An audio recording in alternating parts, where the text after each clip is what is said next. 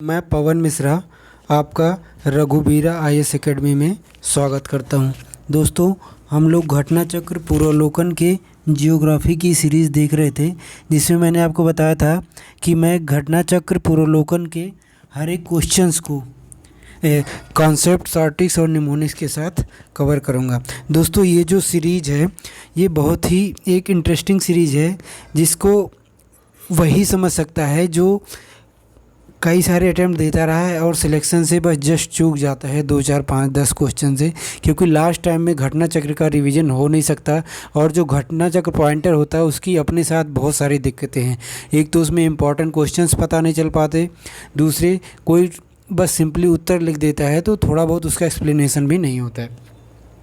तो ये जो हमारी सीरीज़ है ये इंडियन ज्योग्राफी अब ख़त्म होने के कगार पे है और आने वाले कुछ दिनों के अंतर्गत जो हमारा जो वर्ल्ड ज्योग्राफी है वो भी ख़त्म हो जाएगा। उसके बाद जैसा आप लोग सजेस्ट करोगे, या तो पॉलिटी या हिस्ट्री, कि हम उनको स्टार्ट करेंगे।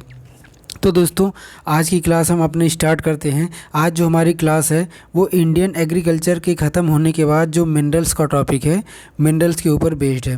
तो दोस्तों, मिनरल्स अगर हम ये समझना चाहें कि मिनरल्स होते क्या हैं, दोस्तों हम जानते हैं कि जो अर्थ है, अर्थ के 3 पार्ट होते हैं। अर्थ को अगर हम डिवाइड करें इंटीरियर में तो 3 पार्ट आते हैं बेसिकली। एक ऊपर का जो होता है क्रस्ट होता है, बीच में मेंटल होता है और तीसरे कोर्स होता है। तो मेंटल का जो लोअर पोर्शन होता है उसमें मैग्मा होता है, ठीक है। तो मैग्मा जब बाहर निकलता है तो कुछ तो अर्थ के सरफेस पे आ जाता है, कुछ अंदर होता है, उसके अनुसार वहाँ पे इग्नियस रॉक्स बनते हैं।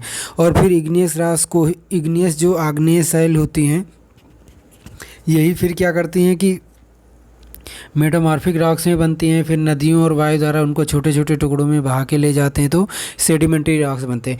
दोस्तों, ये जो रॉक्स होते हैं ये पूरे अर्थ पे फैले हुए हैं। इन रॉक्स में क्या होते हैं कि डिफरेंट टाइप के मिनरल्स स्टोर होते हैं। मिनरल्स रॉक का एक पार्ट होता है जिसकी कोई एक इकोनॉमिक वैल्यूज होती है, जिससे हम कोई भी मटेरियल, कोई भी मेटल या नॉन मेटल चीज़ें ड्रा कर सकते हैं। तो मिनरल जो है वो रॉक से बनता है। तो अगर हम देखें कि इंडिया में कितने टाइप के रॉक सिस्टम हैं, तो दोस्तों इंडिया में हो या कहीं भी जगह पे टोटल जो है 3 टाइप के रॉक सिस्टम माने जाते हैं। मतलब डिवीज़न जो है, एक तो मेटालिक रॉक्स है। मेटालिक रॉक्स दोस्तों वही जिनसे मेटल बनाए जाते हैं। अब मेटल हम पता है कि 2 टाइप के हो सकते हैं, फेरस मेटल भी हो सकता है और नॉन फेरस मेटल भी हो सकता है। उसके बाद नॉन मेटालिक मिनरल्स होते हैं और एनर्जी मिनरल्स होते हैं।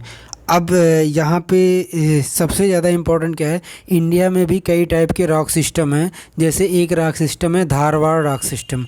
दोस्तों, जो धारवाड़ रॉक सिस्टम है ये जो है ये इंडिया का जो है वो मेटालिक मिनरल्स का स्टोर हाउस माना जाता है। यानी इंडिया में जो मेटालिक मिनरल्स मिलते हैं वो कहाँ पे मिलते हैं, धारवाड़ रॉक सिस्टम ही मेनली मिलते हैं, ठीक है। और मेटालिक मिनरल्स का मतलब क्या है, वही आयरन, मैग्नीज, गोल्ड, कॉपर, ये सारे मेटल्स होते हैं, ठीक है। तो धारवाड़ रॉक सिस्टम जो है, यहाँ से देखो कि कितने सारे क्वेश्चन आए हैं कि फर्स्ट क्या है कि it is a metamorphic rocks. दूसरा क्या है, it is the store house of metallic minerals. तो अगर आपसे पूछता है कि मेटालिक मिनरल्स का स्टोर हाउस क्या है, तो धारवाड़ रॉक सिस्टम है। और तीसरा क्या है कि अगर most mineralised rock system of India, दोस्तों पूरे इंडिया का सबसे ज़्यादा मिनरलाइज्ड रॉक सिस्टम कौन से, मतलब यानी सबसे ज़्यादा मिनरल्स किस रॉक सिस्टम में मिलते हैं, तो धारवाड़ रॉक सिस्टम में ही मिलते हैं। अगर धारवाड़ रॉक सिस्टम को देखें तो कितने राज्यों में फैला हुआ है, दोस्तों ये कर्नाटक में है, महाराष्ट्र में है, छत्तीसगढ़ में है, झारखंड में है, वेस्ट बंगाल में है एंड उड़ीसा में है। तो ये इन राज्यों में फैला हुआ है। आप देख सकते हो यहाँ पे मैंने 4 बार टिक्स किया, इसका मतलब है कि ये 8-10 बार आ चुका है ये क्वेश्चन। तो most mineralise rock system of India क्या है, धारवाड़ रॉक सिस्टम है। यहाँ पे मैंने एक छोटा सा इमेज बनाया, आप देख सकते हो। सबसे ऊपर है विंध्याच रॉक सिस्टम जो एमपी के लार्ज पोर्शन को कवर करता है। उसके बाद ये है हमारा धारवाड़ रॉक सिस्टम। दोस्तों, धारवाड़ रॉक सिस्टम जो है वो पूरा आप देख सकते हो कितने सारे राज्यों में फैला हुआ है, कर्नाटक, महाराष्ट्र, छत्तीसगढ़, ठीक है, छत्तीसगढ़ में है और उसके बाद वेस्ट बंगाल और उड़ीसा में है। तो और इसी के जस्ट राइट हैंड साइड में यानी नॉर्थ वेस्ट साइड में क्या है, हमारा गोंडवाना रॉक सिस्टम है, ठीक है, जो झारखंड वाला प्लेटू है। ये गोंडवाना रॉक सिस्टम है, उसी का पार्ट झारखंड वाला है। उसके थोड़ा सा नीचे आप देखोगे तो कडप्पा है, कडप्पा जो कि छत्तीसगढ़ में पड़ता है। तो ये क्या है, इंडिया के रॉक सिस्टम्स अलग अलग दिए हुए हैं, ठीक है। इसमें सबसे ज़्यादा इंपॉर्टेंट रॉक सिस्टम इंडिया का कौन सा है, तो ये दोस्तों धारवाड़ रॉक सिस्टम है। ये जो है, ये जो मेटालिक मिनरल्स है उनका स्टोर हाउस, यानी जो इंडिया में मेटालिक मिनरल्स मिलते हैं इसी रॉक सिस्टम में मेनली मिलते हैं। उसके बाद है Vindhyas rocks are sedimentary and a huge amount of limestone are found here. तो दोस्तों जो विंध्याज रॉक है वो सेडिमेंट्री रॉक्स है, और इसमें जो लाइमस्टोन होता है वो ह्यूज अमाउंट में पाया जाता है। दोस्तों लाइमस्टोन जो होता है वो एक सेडिमेंट्री रॉक्स का एग्जांपल होता है। तो हमें पता है कि विंध्याज रेंज से नर्मदा ताप्ती हैं, तो यहाँ पे सेडिमेंट्री रॉक्स बहुत अच्छी खासी मात्रा में मिलता है, ठीक है। उसके बाद असर्शन एंड रीजनिंग का एक क्वेश्चन है कि Gondwana system of rocks provide about 90% of coal of India. दोस्तों जो गोंडवाना रॉक सिस्टम है वो इंडिया का 90% कोल प्रोवाइड कराता है, ठीक है। और गोंडवाना रॉक सिस्टम का नाम जो है वहाँ पे पाए जाने वाले गोंड ट्राइब के नाम पे है। तो हमने अभी ऊपर देखा कि गोंडवाना रॉक सिस्टम जो है वो इस वाले एरिया में है, ठीक है। अगर मैं इसको पेन के थ्रू देखना चाहूँ तो ये हमारा किस रॉक सिस्टम में पड़ेगा दोस्तों, ये वाला जो क्षेत्र है ये है हमारा गोंडवाना रॉक सिस्टम, ठीक है। उसके बाद है तो ये जो गोंडवाना रॉक सिस्टम है हमारा, इसमें 90% कोल मिलता है। हमें पता है गोंडवाना रॉक सिस्टम में छोटा नागपुर प्लेटू है, तो वो जो झारखंड उड़ीसा ये सब क्षेत्र जो हैं उसी क्षेत्र में ही पड़ते हैं, छत्तीसगढ़। तो गोंडवाना सिस्टम ऑफ रॉक्स जो है वो 90% कोल प्रोवाइड करता है। रीजन क्या दे रहा है कि most of the ferrous and non ferrous minerals are associated with Dharwad system of rocks. अभी हमने ऊपर देखा कि जो मेटालिक मिनरल्स हैं चाहे वो फेरस हो चाहे वो नॉन फेरस हो, दोस्तों में ferrous rock system and non ferrous rock system जो है, तो जो फेरस और नॉन फेरस रॉक्स होते हैं वो मेटालिक रॉक्स के ही दो कैटेगरी होती है। तो most of the ferrous and non ferrous minerals यानी metallic minerals are associated with Dharwad system of rocks. तो ये क्वेश्चन बिल्कुल सही अभी हमने ऊपर देखा। लेकिन दोस्तों यहाँ पे जो असर्शन एंड रीजनिंग दिया है वो दोनों आपस में इंडिविजुअली सही है, लेकिन RA का एक्सप्लेनेशन नहीं है। क्यों? क्योंकि गोंडवाना में 90% कोल मिलता है। इसका कारण ये नहीं है कि धारवाड़ सिस्टम में मेटालिक मिनरल्स हैं। तो आप अगर कॉमन सेंस भी लगाओ तो भी ये R जो है वो A का करेक्ट एक्सप्लेनेशन नहीं है, ठीक है।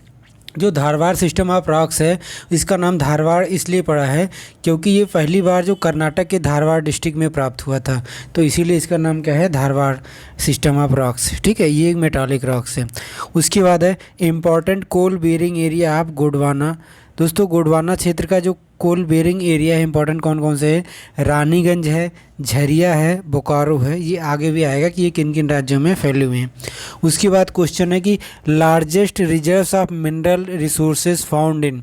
दोस्तों जो मिनरल रिसोर्सेज हैं उनका जो लार्जेस्ट रिजर्व्स है वो कहाँ पे मिलता है, तो दोस्तों अगर इंडिया में हम बात करें तो साउथ ईस्ट वाला जो क्षेत्र है वहीं पे ही मिनरल रिजर्व्स का लार्जेस्ट जो रिजर्व्स है, मिनरल रिसोर्सेज का जो लार्जेस्ट रिजर्व है वो मिलता है। तो साउथ ईस्ट में यानी कौन कौन सा क्षेत्र आ जाएगा, जो हमारा छोटा नागपुर प्लेटू वाला क्षेत्र आ जाएगा, दंडकरन क्षेत्र आ जाएगा एंड उड़ीसा का क्षेत्र आ जाएगा, ठीक है। तो largest reserve of mineral resource India में साउथ ईस्ट में मिलते हैं।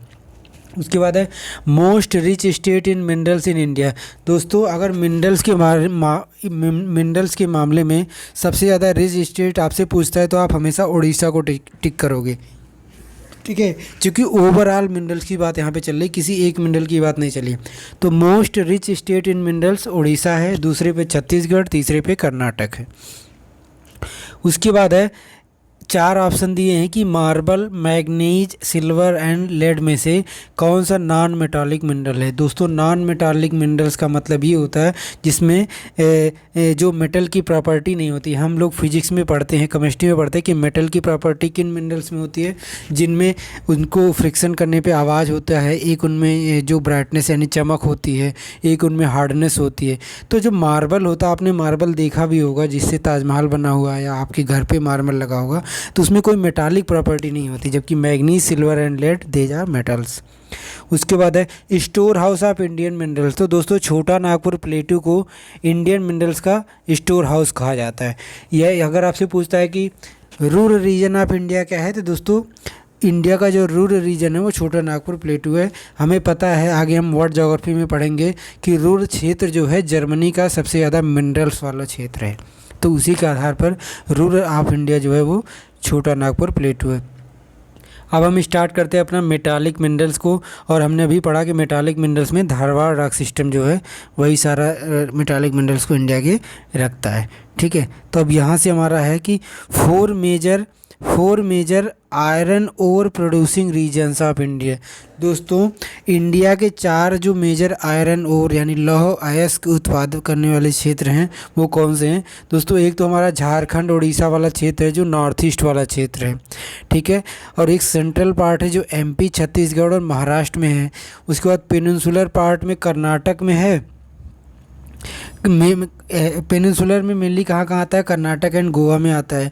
और दूसरे रीजन में कुछ और क्षेत्रों में मिलता है जैसे राजस्थान, केरला, गुजरात, हरियाणा एंड वेस्ट बंगाल। तो मैं यहाँ पे इसको इसलिए इंक्लूड किया हूँ, अगर आपसे पूछता है कि क्या राजस्थान में आयरन ओर मिलता है, तो हाँ बिल्कुल मिलता है। कभी कभी हमें लगता है कि नहीं आयरन ओर केवल कर्नाटक और यहीं महाराष्ट्र, झारखंड इन्हीं सब क्षेत्रों में मिलता है। तो इन सब क्षेत्रों में कुछ ना कुछ मात्रा में आयरन ओर मिलता है। अब यहाँ पे है हमारा कुछ हमारे माइंस दिए हुए हैं और कुछ माइंस दिए हुए हैं साथ में, और उसके साथ में क्या उनका राज्य दिया है। जैसे पन्ना माइंस कहाँ है दोस्तों? पन्ना माइंस मध्य प्रदेश में है, डायमंड के लिए फेमस है। उसके बाद हम यहाँ पे देखें धारवाड़ जो है वो धारवाड़ कर्नाटक में है, धारवाड़ डिस्ट्रिक्ट, और इसी के नाम पर जो है वो धारवाड़ रॉक सिस्टम है। और ये आयरन ओर, आईओ का मतलब आयरन ओर के लिए फेमस है। उसके बाद है बेलारी। दोस्तों बेलारी कर्नाटक में है, ये भी आईओ यानी आयरन ओर के लिए फेमस है। उसके बाद है कुद्रेमुख कर्नाटक में, ये भी आयरन ओर के लिए फेमस है। चित्रदुर्ग भी आयरन ओर के लिए फेमस है। तो आप देख रहे हो कि ये सारे क्षेत्र आयरन ओर के लिए फेमस है। यही जो है हमारा वो धारवाड़ रॉक सिस्टम है। और धारवाड़ रॉक सिस्टम में हमने अभी देखा कि मेटालिक मिनरल्स मिलते हैं। उसके बाद साउथ में देखें तो सालेम डिस्ट्रिक्ट ऑफ तमिलनाडु, ये भी आयो यानी आयरन ओर के लिए फेमस है। बैलाडिला जो छत्तीसगढ़ में बैलाडिला माइंस है वो आयरन ओर के लिए फेमस है। ठीक है, उसके बाद है डालीगंज, तो ये डाली रंजा, ये भी जो है छत्तीसगढ़ में, ये भी आयरन ओर के लिए फेमस है। ठीक है, उसके बाद है केवरन झार, ये भी किसके लिए फेमस है? आयरन ओर के लिए फेमस है, उड़ीसा में है। तो ये जो है ये कुछ हमारे इम्पॉर्टेंट माइंस थे जो हमने एक साथ रख दिए थे। उसके बाद है ये जो 4 क्षेत्र हैं विंध्या, कडप्पा, धारवाड़ एंड गोंडवाना। दोस्तों इसमें में से जो आयरन ओर है वो कहाँ पे मिलता है? तो दोस्तों जो विंध्या अभी हमने देखा, विंध्या मेनली सेडिमेंट्री रॉक्स के लिए फेमस है। और धारवाड़ रॉक सिस्टम भी हम बार बार देख रहे हैं कि किसके लिए फेमस है? आयरन ओर या मेटालिक मिनरल्स के लिए फेमस है। गोंडवाना तो हमें पता है कि कोल एनर्जी के लिए फेमस है।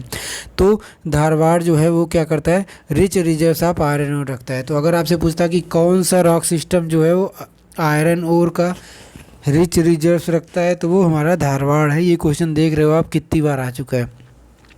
उसके बाद है state rich in iron ore reserves. दोस्तों अगर आयरन ओर के रिजर्व्स यानी भंडार के बारे में देखें तो सबसे ज़्यादा कर्नाटक के पास भंडार है आयरन ओर का, फिर उड़ीसा के पास है, फिर झारखंड के पास है।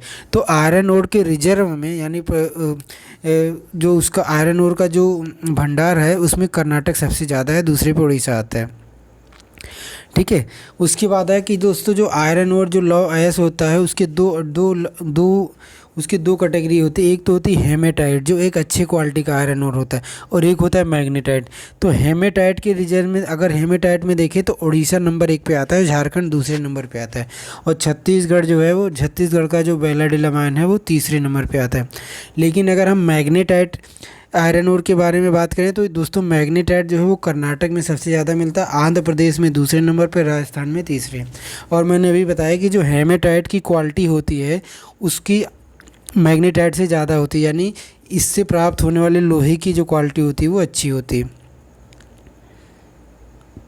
उसके बाद है कि कर्नाटक का जो कुद्रेमुख है वो किसके लिए फेमस है? अभी हमने ऊपर मैप में देखा कि Kudremukh of Karnataka is famous for iron ore mined, और आयरन ओर में वो मैग्नेटाइट का कैटेगरी है। उसके बाद ये बहुत ही इंपॉर्टेंट क्वेश्चन है कि बैलाडिला माइंस किससे संबंधित है, कहाँ है? तो दोस्तों बैलाडिला माइंस जो है ये आयरन ओर से संबंधित है, और आयरन ओर भी यहाँ पे बहुत ही उच्च क्वालिटी का जो हेमेटाइट होता है वो मिलता है। और ये है कहाँ पे? तो दोस्तों बैलाडिला माइन जो है वो छत्तीसगढ़ के दंतेवाड़ा डिस्ट्रिक्ट में है, जो कि नक्सल एरिया के लिए भी बहुत ज़्यादा फेमस है। तो अगर आपसे पूछता है कि largest mechanised mine of India, तो बैलाडीला माइन जो है वो लार्जेस्ट मैकेनाइज्ड माइन है इंडिया का, यानी मशीनरी ऑपरेशन इस माइंस का बहुत अच्छे तरीके से होता है, सबसे बड़ा है। उसके बाद है जो बैलाडीला माइंस है दोस्तों, ये जो आंध्र प्रदेश का विशाखापत्तनम पोर्ट है उससे डायरेक्टली कनेक्टेड है, क्योंकि यहाँ से जो हमें पता है कि विशाखापत्तनम पोर्ट से जो है वो आयरन ओर का एक्सपोर्ट होता है जापान को। उसके बाद यहाँ पे बैलाडीला में अभी हमने बताया कि हेमेटाइट मिलता है, तो ये डायरेक्टली क्वेश्चन पूछता है कि किस में हेमेटाइट यानी उच्च क्वालिटी का आयरन ओर मिलता है, तो बैलाडीला में मिलता है। उसके बाद है नाथरा की पाल एरिया जो राजस्थान में किसके लिए फेमस है, तो ये आयरन ओर के लिए फेमस है। उसके बाद कह रहा है कि जो टाइप्स ऑफ आयरन होते हैं जैसे हेमेटाइट, मैग्नेटाइट, साइडेराइट एंड लाइमनोराइट, इनमें में से जो हेमेटाइट रिजर्व्स है वही लार्जेस्ट है। ठीक है, तो इन चारों में से सबसे ज़्यादा लार्जेस्ट रिजर्व कौन है, हेमेटाइट का है। उसके बाद है richest deposit of iron ore are found in Karnataka. अभी हम देख रहे हैं बार बार कि सबसे ज़्यादा डिपॉजिट या सबसे ज़्यादा भंडारण, ऊपर हमने देखा था कि आयरन ओर के भंडारण में सबसे आगे कौन है, कर्नाटक है। तो ये एक करेक्ट स्टेटमेंट है। दूसरा स्टेटमेंट क्या है करेक्ट, कि India is fourth largest producer of iron ore in world. दोस्तों अगर पूरे वर्ल्ड में आयरन ओर के प्रोडक्शन वाइज देखें तो इंडिया जो है वो चौथे नंबर पे आता है। फर्स्ट नंबर पे ऑस्ट्रेलिया आता है, दूसरे पे ब्राज़ील, तीसरे पे चाइना और चौथे पे अपना इंडिया आता है।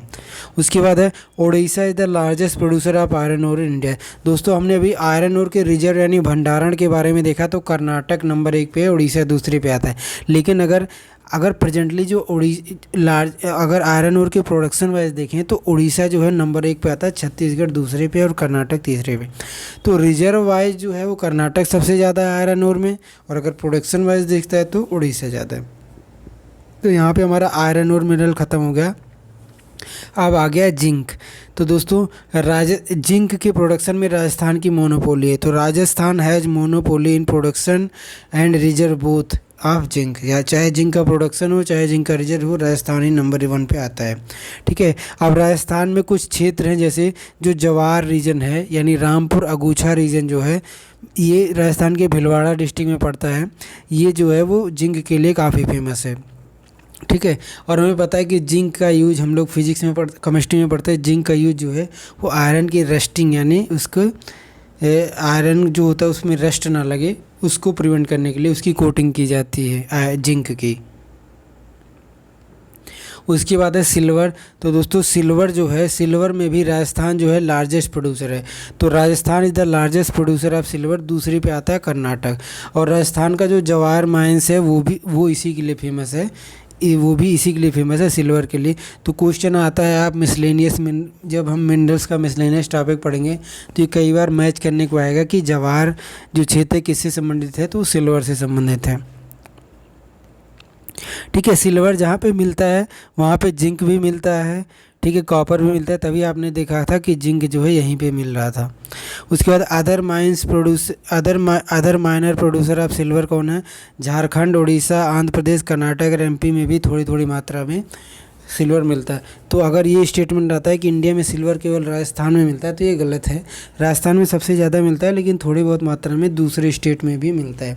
और हमें पता है कि कर्नाटक में जो कोलार एंड हुटी गोल्ड माइंस है, कोलार गोल्ड KGF मूवी में जो दिखाया था कोलार, ये उसी की बात चल रही है। तो कोलार गोल्ड माइंस कर्नाटक में है और हुती गोल्ड माइंस भी कर्नाटक में है। कॉपर की बात करें, copper is a good conductor of electricity. हमें पता है कि इलेक्ट्रिकल अप्लायंस बनाने में यूज होता है। कॉपर के अगर हम रिजर्व वाइज देखिए तो राजस्थान नंबर 1 पे है, यानी कॉपर के भंडारण में अभी जो क्षेत्र है सबसे ज़्यादा कॉपर किसके पास है, राजस्थान के पास है। झारखंड दूसरे पे है, MP तीसरे पे है। लेकिन अगर हम प्रोडक्शन वाइज देखें तो मध्य प्रदेश में कॉपर का सबसे ज़्यादा प्रोडक्शन इस समय हो रहा है प्रेजेंटली। पूरे इंडिया में जितने भी कॉपर का प्रोडक्शन होता है उसका 53% कहाँ पे है, उसका 53% जो है वो MP में है। उसके बाद दूसरे नंबर पे राजस्थान आता है, तीसरे पे झारखंड है। तो प्रोडक्शन वाइज राजस्थान दूसरे पे हो जाता है, लेकिन रिजर्व में नंबर 1 पे है। और प्रोडक्शन ही ज़्यादा पूछता है तो प्रोडक्शन में MP सबसे ज़्यादा है।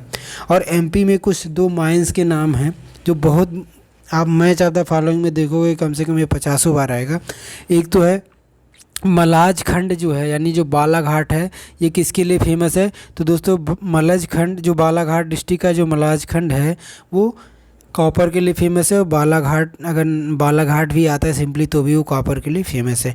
और कॉपर के लिए हमें पता है कि राजस्थान के जो खेतरी माइन है, खेतरी माइंस भी राजस्थान की जो किसके लिए फेमस है? कॉपर के लिए फेमस है। तो का से कॉपर, का से खेतरी, सॉरी खेतरी, जो का के बाद खा आता है तो खेतरी माइंस जो है किससे रिलेटेड है? कॉपर से रिलेटेड है। ये जब हम इंडस वैली सिविलाइजेशन पढ़ते हैं तो वहाँ भी हम पढ़ते हैं कि इंडस वैली सिविलाइजेशन के लोग जो कॉपर है खेतरी माइन राजस्थान से लेकर आते थे। राजस्थान में कॉपर के कुछ और क्षेत्र हैं, जैसे एक तो झुंझुनू है, ये कहाँ पे? अलवर डिस्ट्रिक्ट है, अलवर डिस्ट्रिक्ट में, ठीक है। तो ये दो चीज़ें हैं। तो खेतरी माइन एंड झुंझुनू कहाँ पे कॉपर के लिए फेमस है, और मलाज खंड एंड बालाघाट भी कॉपर के लिए फेमस है। उसके बाद कॉपर फील्ड दिया है और स्टेट दिया है। तो जो चंदेरपुर होता है, चंदेरपुर की जो कॉपर का फील्ड है, चंदेरपुर कॉपर फील्ड जो है वो किस राज्य में है? तो ये महाराष्ट्र में है। हम इसको रिलेट कर सकते हैं, चंदेरपुर जो है बॉलीवुड से काफ़ी ज़्यादा रिलेटेड होता है, तो बॉलीवुड जो है वो महाराष्ट्र से रिलेटेड है। तो यहाँ से भी हम इसको लिंक बना सकते हैं कि चंदेरपुर जो माइंस है वो कहाँ पे है? महाराष्ट्र में। हासन डिस्ट्रिक्ट कर्नाटक में हमें पता है, तो हासन कॉपर फील्ड कर्नाटक में होगा। खमन जो है, खमन जो कॉपर फील्ड है वो कहाँ पे है? वो आंध्र प्रदेश में है। खेतरी कॉपर माइंस हमने देखा राजस्थान में। एंड मूसाबानी जो है, मूसाबानी ये भी कई बार मैच ऑफ द फॉलोइंग में आता है। तो मूसाबानी जो है वो कॉपर से एसोसिएटेड है और ये झारखंड में है।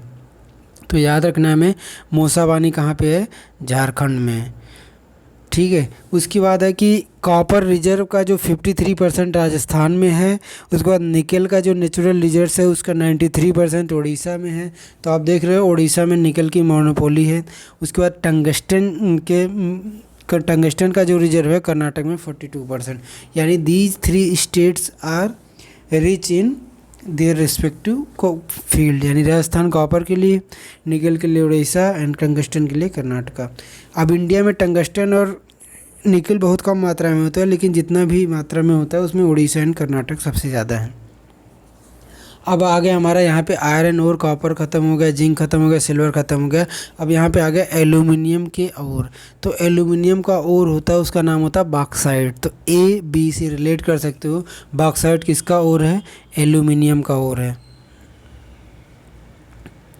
उसके बाद है कि बॉक्साइट को, अब बॉक्साइट की अगर हम रिजर्व्स देखें तो बॉक्साइट का अगर हम प्रोडक्शन वाइज देखें तो प्रोडक्शन वाइज बॉक्साइट में नंबर 1 पे उड़ीसा है, दूसरे पे झारखंड, तीसरे पे गुजरात है। तो हमें फर्स्ट ही याद रखना चाहिए।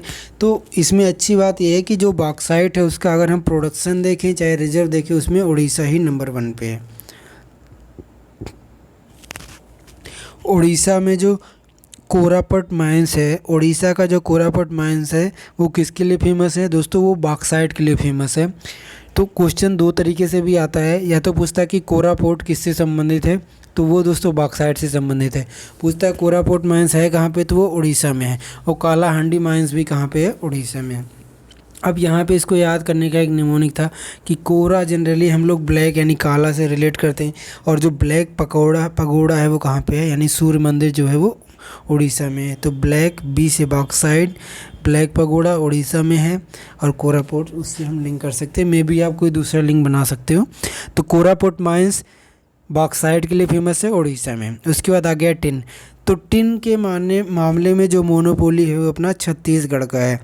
तो only state producing and reserves, चाहे प्रोड्यूसन में देखें चाहे रिजर्व में देखें, वो छत्तीसगढ़ ही है टिन में। तो टीने का छत्ता बनता है, हम लोग तो ऐसे याद रख सकते हैं, टीने मतलब टिन एंड छत्ता मतलब छत्तीसगढ़।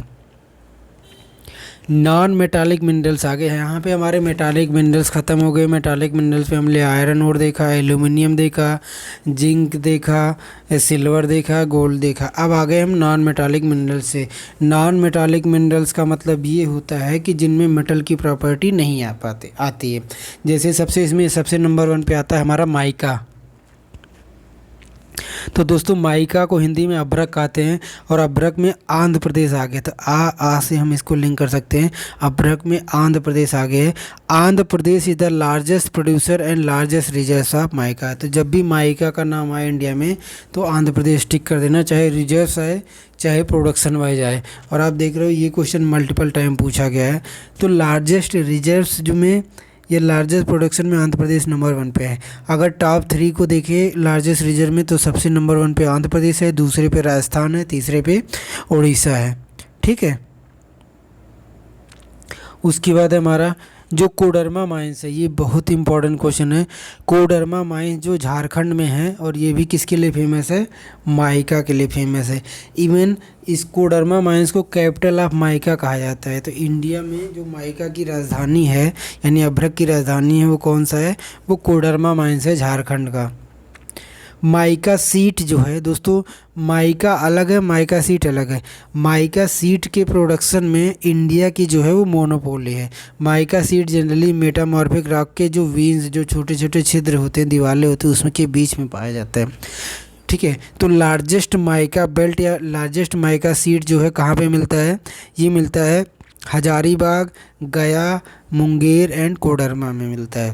तो कोडरमा किसके लिए फेमस है, माइका के लिए फेमस है। It is called capital of mica and mica sheet में इंडिया की मोनोपोली है। क्वेश्चन पूछता है सिंपली कि माइका सीट में किस कंट्री की मोनोपोली है, तो दोस्तों माइका सीट में इंडिया की मोनोपोली है। उसके बाद माइका के प्रोडक्शन में हमने देखा था कि माइका सीट की बात आएगी तो इंडिया पूरे वर्ल्ड में नंबर 1 पे हो, लेकिन अगर माइका का प्रोडक्शन देखें तो इंडिया जो है वो टॉप 3 में भी नहीं आता। तो माइका के प्रोडक्शन में जो चाइना नंबर 1 पे है, यूएसए दूसरे नंबर पे है। आप जनरली बस चाइना को याद रख सकते हो। और डायमंड के प्रोडक्शन में सबसे नंबर 1 पे कौन है, तो दोस्तों डायमंड के प्रोडक्शन में नंबर 1 पे रसिया है। ये सब क्वेश्चंस आए हुए क्वेश्चन हैं घटना चक्र के। उसके बाद नॉन मेटालिक मिनरल्स में दूसरे नंबर पे आता है मार्बल। तो दोस्तों मार्बल हमें पता है कि ये एक मेटामॉर्फिक रॉक होता है। किससे बनता है, तो ये लाइम स्टोन से बनता है। लाइम स्टोन क्या है, एक सेडिमेंट्री रॉक्स है। तो हम लोग जब रॉक के कन्वर्जन में भी पढ़ते हैं तो देखते हैं कि सेडिमेंट्री रॉक से मेटामॉर्फिक रॉक जब बनता है तो जो लाइम स्टोन सेडिमेंट्री रॉक्स होता है उससे मेटामॉर्फिक रॉक्स मार्बल बनता है। तो मार्बल के प्रोडक्शन में लार्जेस्ट जो प्रोड्यूसर है वो अपना राजस्थान है। और राजस्थान का जो मरकाना वाला क्षेत्र है, राजस्थान का जो मकराना वाला क्षेत्र है, मकराना, यहाँ पे बेस्ट क्वालिटी ऑफ मार्बल मिलता है। पूरे वर्ल्ड में जो घर बनाए जाते हैं तो आप देखते हो कि राजस्थान से मार्बल्स आते हैं बहुत सस्ते सस्ते, तो वो इन्हीं क्षेत्रों से आते हैं। ठीक है, ये राजस्थान के नागौर डिस्ट्रिक्ट में आता है। तो मकराना जो कि राजस्थान के नागौर डिस्ट्रिक्ट में है, यहाँ से बेस्ट क्वालिटी मार्बल आता है।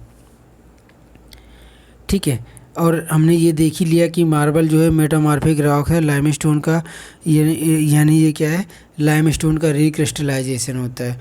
उसके बाद है एनर्जी मिनरल्स। अब हमने यहाँ पे हमने मार्बल देखा, मार्बल से पहले हमने माइका देखा, और अब हमारा आ गया energy minerals. It is also a non metallic mineral. तो दोस्तों एनर्जी मिनरल्स में सबसे पहले हमारा आता है कोल जो कि एक सेडिमेंट्री रॉक्स है। दोस्तों सेडिमेंट्री रॉक्स यानी अवसादी रॉक्स, चट्टानें, ये वे चट्टानें होती हैं जो नदियों, हवाओं आदि के द्वारा लाए गए छोटे छोटे कणों के एरोजन एंड डिपोजिशन से बनते हैं। तो चूंकि यहाँ पे डिपोजिशन होता है तो एक लेयर दूसरे लेयर के ऊपर जमती रहती है। तो लेयर्स के बीच में अगर कोई जीवाश्म आ जाता है तो वहाँ पे कोल मिलता है, पेट्रोलियम मिलता है और दूसरे टाइप के रॉक्स मिलते हैं। तो जितने भी एनर्जी मिनरल्स होते हैं वो सेडिमेंट्री रॉक्स ही होते हैं क्योंकि वो लेयर्स के बीच में मिलते हैं। उसका कारण मैंने बता दिया कि यही कारण है कि sedimentary rock layers by layers जमा होते हैं धीरे धीरे समय के साथ। तो उन लेयर्स के बीच में क्या होते हैं, तेल, पेट्रोलियम, कोल आदि चीज़ें पाई जाती हैं। उसके बाद हमारा आप कोल से रिलेटेड कुछ कहें कि देखो इंडिया में 2 टाइप के मेनली कोल मिलते हैं। एक जो कोल है हमारा वो है एक जो कोल है हमारा वो गोंडवाना टाइप का कोल है, और दूसरा टाइप का कोल जो है वो टर्सरी टाइप का कोल है। दोस्तों जो गोंडवाना टाइप का कोल है वो लगभग 200 मिलियन ईयर एगो बना था। ठीक है, और जो टर्सरी टाइप का कोल है वो जनरली कब बना था, 55 मिलियन ईयर एगो मिला था। तो गोंडवाना टाइप का कोल हमने बताया था कि इंडिया में 90% जो कोल है वो गोंडवाना टाइप का कोल है। और टर्सरी टाइप का कोल जो अभी हाल ही में बहुत जल्दी बना है हिमालयन के साथ, वो 10% कोल है। तो गोंडवाना टाइप का जो कोल है वो मेनली कोल की 4 कैटेगरी होती हैं। एंथ्रेसाइट होता है, बिटुमिनस होता है, लिग्नाइट होता है, ठीक है, ऐसे, और पीट होता है। तो इन सब में जो सबसे अच्छा होता है एंथ्रेसाइट होता है, उसके बाद थोड़ा सा अच्छा बिटुमिनस होता है। तो गोंडवाना कोल जो है वो बिटुमिनस टाइप का कोल है, ठीक है। और गोंडवाना कोल किन किन क्षेत्रों में है, तो एक तो दामोदर वैली में है, सोन वैली में है, उसके बाद महानदी और गोदावरी वैली में है, और सतपुड़ा क्षेत्र में है, और राजमहल हिल्स वाले क्षेत्र में है। तो ये सारे क्षेत्र में क्या है, गोंडवाना कोल्स फैला हुआ है। तो दामोदर वैली हम जानते हैं राजस्थान वाला क्षेत्र है, सोन वैली वही एमपी एंड यूपी वाला क्षेत्र है, महानदी गोदावरी वही उड़ीसा छत्तीसगढ़ वाला क्षेत्र है, और राजमहल सतपुड़ा एमपी से रिलेटेड है, राजमहल बिहार से, सतपुड़ा एमपी से। तो आप देख रहे हो इन्हीं क्षेत्रों में गोंडवाना कोल मिलता भी है। अब यहाँ पे एक बहुत ही अच्छा मैप बनाया है मैंने, जिसमें मैंने जो अलग अलग कोल माइंस हैं उनको उनके डिस्ट्रिक्ट के साथ मैच करवाया गया है। जैसे स्टार्ट करते अगर हम बिल्कुल नॉर्थ से, तो आप नॉर्थ से देख रहे हो कालाकोट जो कोल माइन है ये किससे रिलेटेड है, ये जम्मू कश्मीर में है, और यहाँ पे लिग्नाइट कोल मिलता है। उसके बाद है सिंगरौली। तो सिंगरौली दोस्तों जो है कोल फील्ड है, ये उत्तर प्रदेश के सोनभद्र डिस्ट्रिक्ट में आता है और एमपी में आता है। तो लगभग 10% हिस्सा जो है वो सोनभद्र उत्तर प्रदेश में आता है, और 90% एमपी में आता है। तो सिंगरौली कोल फील्ड जो है यूपी एमपी से रिलेटेड है, ठीक है। उसके बाद है झारखंड में कुछ क्षेत्र हैं, जैसे बिहार वाले क्षेत्र में झारखंड में कुछ क्षेत्र हैं, जैसे राजमहल, Karanpura and Jharia. Rajmahal, Karanpura and Jharia coal field coal mines कहाँ पे है, झारखंड में है। उसके बाद है रानीगंज कोल माइन कहाँ पे है, रानीगंज कोल माइन वेस्ट बंगाल में है। नामचिक एंड माकूम, ये दो जो आप देख रहे हैं नामचिक एंड माकूम, ये कोल फील्ड आसाम में है। उसके बाद उड़ीसा में थालचर कोल फील्ड है। उसके बाद है बिसरामपुर, कहाँ पे दोस्तों, बिसरामपुर कोल फील्ड छत्तीसगढ़ में है। कोरबा बहुत इंपॉर्टेंट है, कोरबा कोल फील्ड कहाँ पे है, छत्तीसगढ़ में है, ठीक है। और उसके बाद नावेली जो है जहाँ पे लिग्नाइट मिलता है, ये तमिलनाडु में है, ये भी बहुत बार आता है। उसके बाद सिंगरेनी कहाँ पे है दोस्तों, सिंगरेनी कोल फील्ड तेलंगाना में। अभी आपने जो ऊपर पढ़ा था वो यूपी और एमपी में था, वो सिंगरौली था, लेकिन अगर सिंगरेनी की बात है तो सिंगरेनी कहाँ पे है, तेलंगाना में है, ठीक है। उसके बाद सुहागपुर कोल फील्ड एमपी में है, एंड कालाकोट अभी हमने देखा वो लिग्नाइट से फेमस है, वो जम्मू कश्मीर में है। और एक और यहाँ पे हाँ ठीक है, कोरबा के बारे में हमने एक ट्रिक बनाया, जैसे काले कोबरे का छत्ता होता है, तो एंड हम जानते हैं कि काला कोबरा जो है वो अपने लिए एक ऐसा मात्र स्नेक होता है जो अपने लिए घोंसला बनाता है। तो काले से कोयला और कोबरा से कोरबा से कोबरा या कोरबा से रिलेट कर सकते हैं, छत्ता से छत्तीसगढ़। तो ये तीनों चीज़ें आपस में जुड़ जाएंगी। तो कोरबा किसके लिए फेमस, क्योंकि क्वेश्चन केवल ये नहीं आता कि कोरबा किसके लिए फेमस, मतलब कोरबा कहाँ पे है। एक तो हमें ये पता होना चाहिए कि कोरबा जो है वो कोल माइन है, ना कि आयरन माइन या कोई और। तो दूसरा क्या होता है कि राज्य। तो दो ही चीज़ें हमें इसमें इन सब चीज़ों में पता होनी चाहिए कि ये किस चीज़ की माइंस है और किस राज्य में है, दो चीज़ें, ठीक है। उसके बाद अगर हम कार्बन कंटेंट वाइज देखें तो एंथेसाइट, बिटुमिनस, लिग्नाइट और पीट, ये 4 जो हैं वो कोल की कैटेगरी हैं। तो सबसे ज़्यादा अच्छे क्वालिटी सबसे ज़्यादा कार्बन एंथेसाइट में होगा, फिर बी में होगा, फिर एल में होगा, फिर पी में होगा। उसके बाद है लीडिंग कोल प्रोड्यूसर। दोस्तों अगर कोल यानी कोयले के प्रोडक्शन वाइज देखें, उत्पादन वाइज देखें, तो सबसे ज़्यादा कोयले का उत्पादन छत्तीसगढ़ में होता है, ठीक है।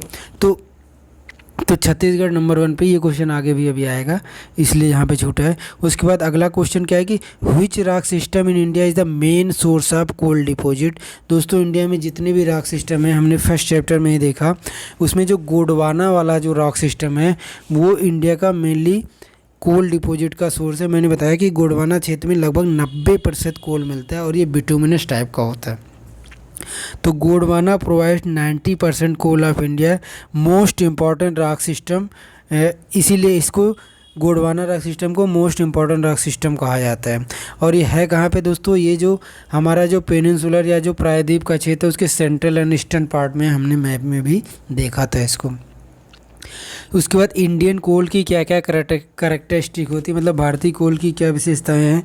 सबसे बड़ी भारतीय कोल के साथ दिक्कत क्या है, इसमें ऐश का कंटेंट यानी राख का कंटेंट जो है वो बहुत ज़्यादा होता है, अप्रॉक्सीमेटली 35 to 45%।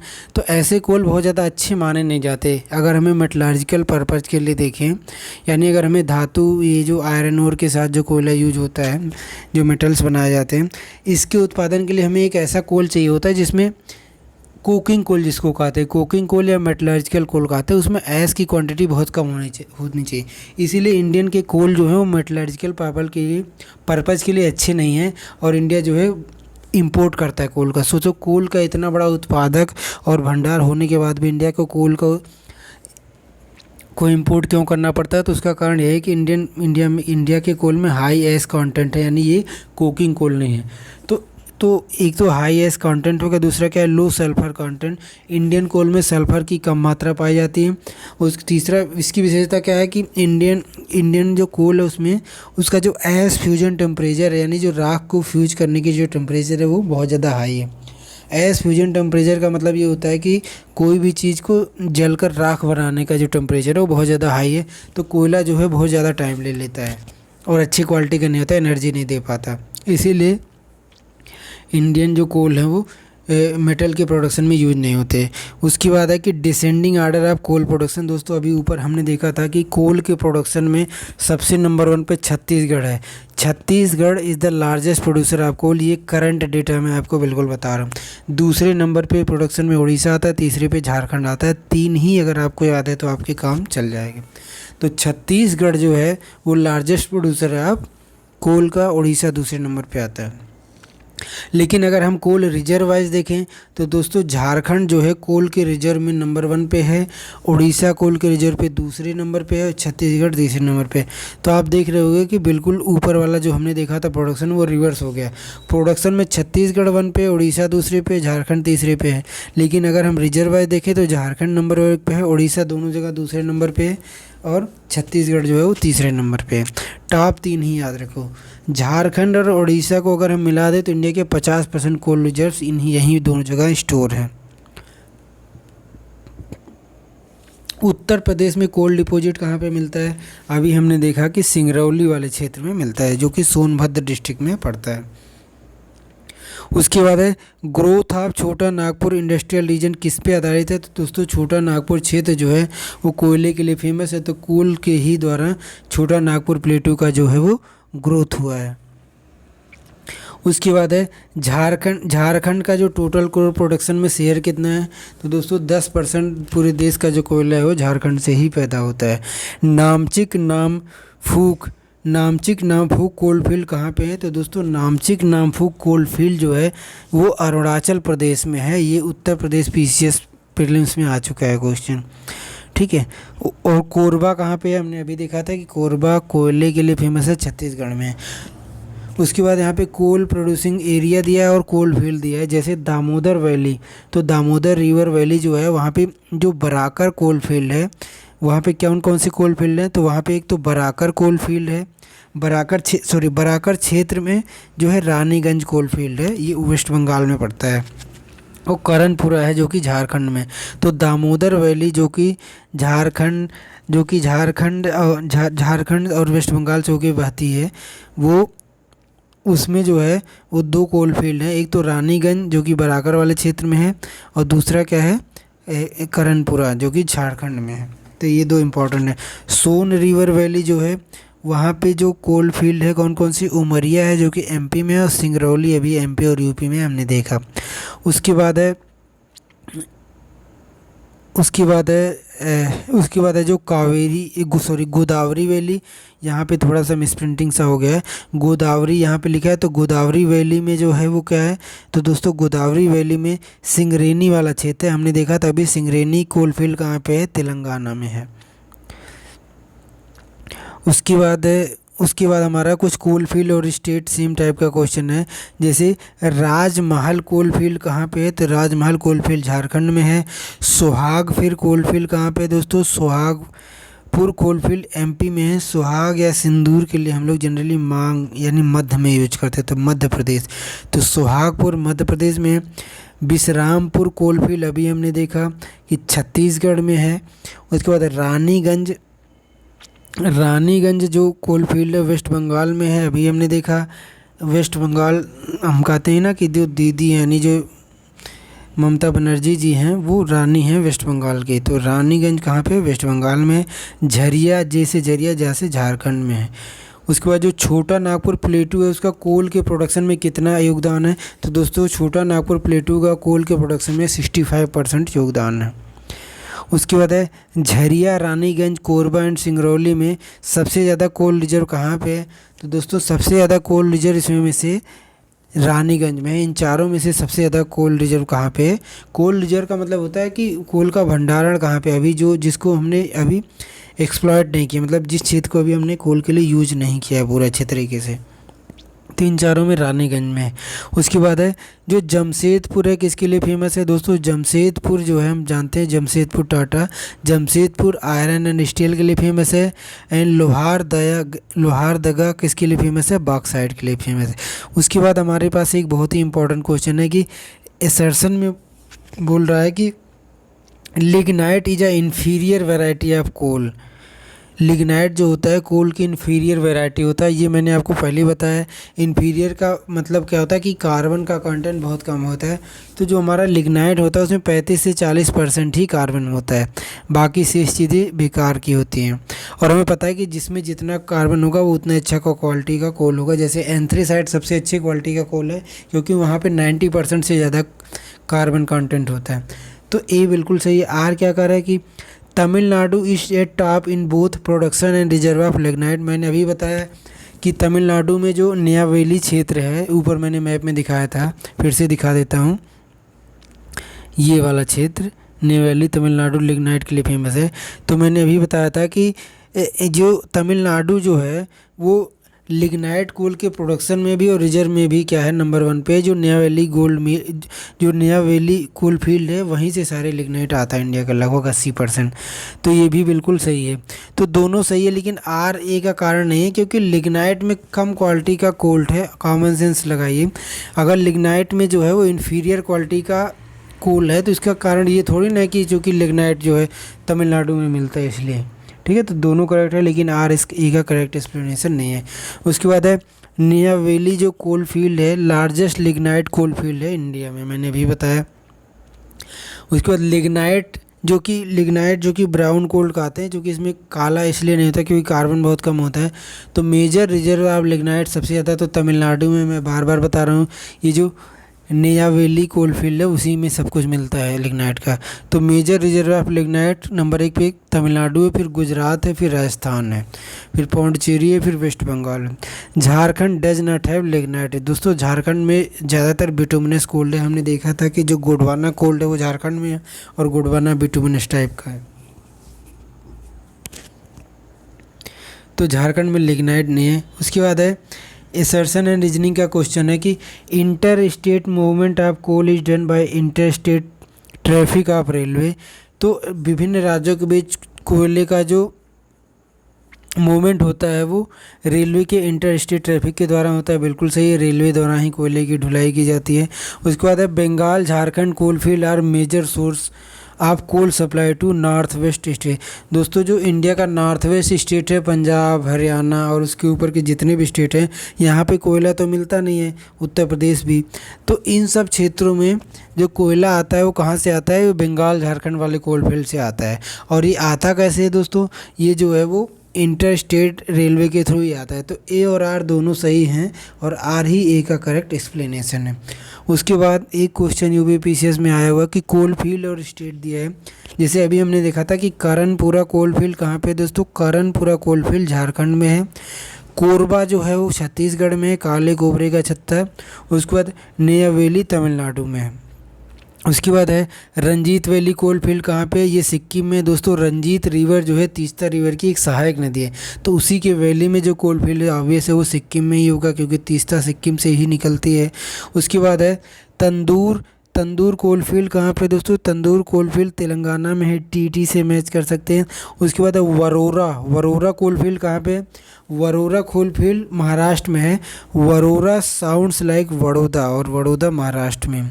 उसके बाद है लालमतिया ललमतिया कहाँ पे है? ललमतिया कोल फील्ड कहाँ पे है? झारखंड में है।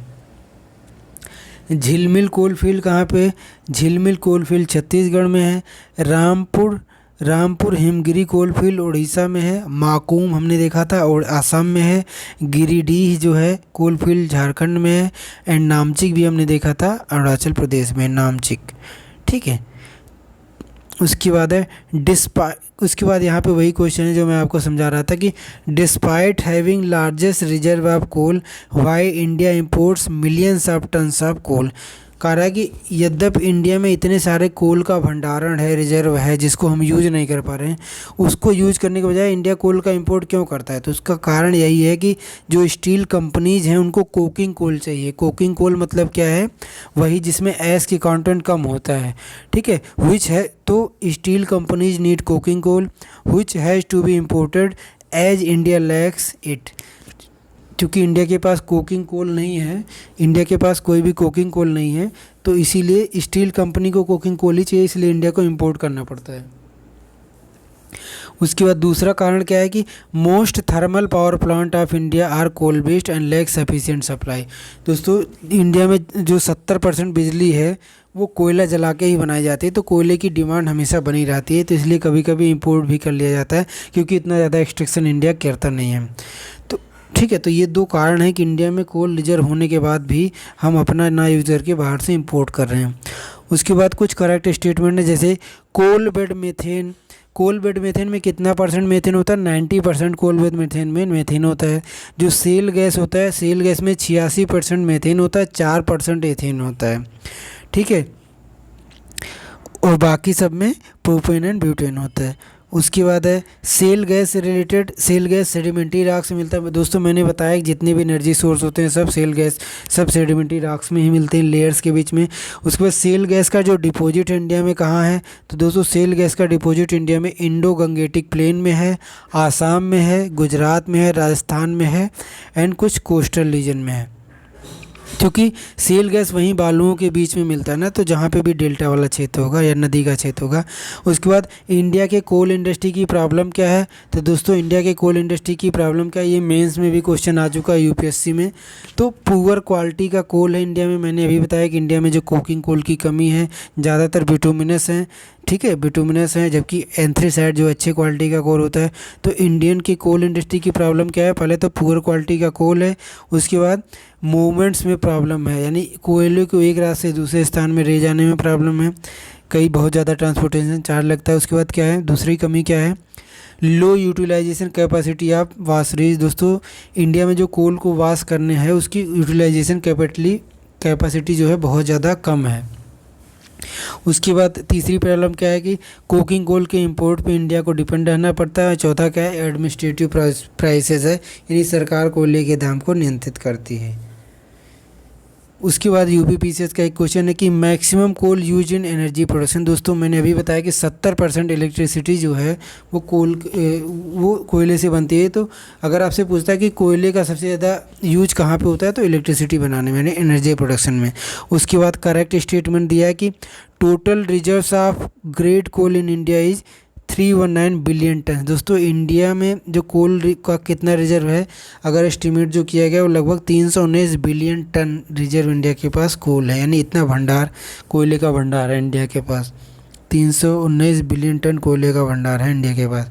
उसके बाद है मोर देन हाफ, यानी greater than 50% coal reserves are found in 2 state. दोस्तों मैंने अभी बताया था आपको कि कोल रिजर्व सबसे जो 50% जो कोल रिजर्व्स हैं वो झारखंड एंड उड़ीसा में हैं। तो ये दो क्वेश्चन, तो यहाँ पे हमारा जो है वो मिनरल्स का जो metallic and non metallic cover हो गया। अब एनर्जी रिसोर्सेज स्टार्ट हो रहा है। वैसे तो कोयला भी एनर्जी रिसोर्सेज में आता है, तो कोयला के अलावा जो पेट्रोलियम और नेचुरल गैस है बाकी है, इसको अब हम नेक्स्ट क्लास में देखेंगे। आज की क्लास को हम यहीं रखते हैं। मिनरल्स का काफ़ी पोर्शन आज हमारा कवर हो गया। तो आप क्लास में बने रहिए, वीडियो को लाइक करिए, शेयर करिए, सब्सक्राइब करिए। जो भी आपको सजेशन है उसको आप कमेंट सेक्शन में मेंशन करिए। कल के लिए, तब तक के लिए धन्यवाद।